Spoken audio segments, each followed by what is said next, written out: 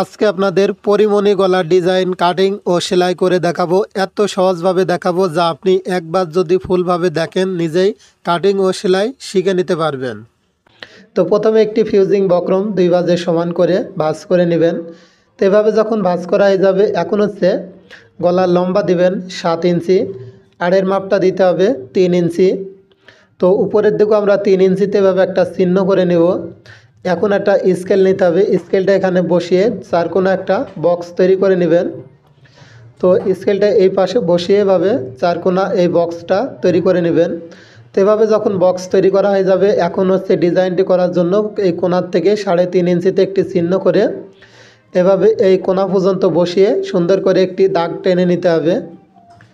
তো এভাবে যখন দাগ টানা হয়ে যাবে, এখন হচ্ছে ডিজাইনটি করার জন্য এখানে একটা বোতলের কাগ নেবেন। তো আমি এখানে বোতলের কাগটা বসিয়ে সুন্দর করে গোল রাউন্ড করে নিচ্ছি। তো এইভাবে হচ্ছে বসিয়ে নিতে হবে। তো আমি যেভাবে দেখিয়ে দিচ্ছি সেমভাবে আপনারা এই কাগটা এখানে বসিয়ে নেবেন।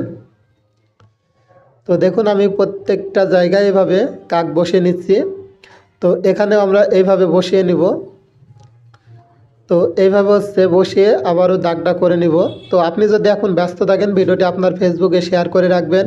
যখন জামা তৈরি করবেন এই গলার ডিজাইনটি দেখে দেখে তৈরি করে নেবেন।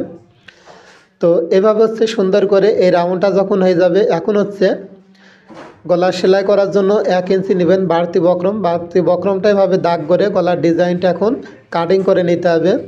তো ভিউয়ার্স, ভিডিওটি কেমন লাগলো অবশ্যই কমেন্ট করে জানাবেন। আর এই ভিডিওতে অবশ্যই একটি লাইক দেবেন, কারণ আপনার একটি লাইক আমার কাছে অনেক উপকার আসে। তো ভিডিওতে আপনারা অবশ্যই লাইক দিবেন, দিয়ে পেজটি ফলো দিয়ে রাখবেন এই ধরনের গলা প্রতিদিন দেখার জন্য।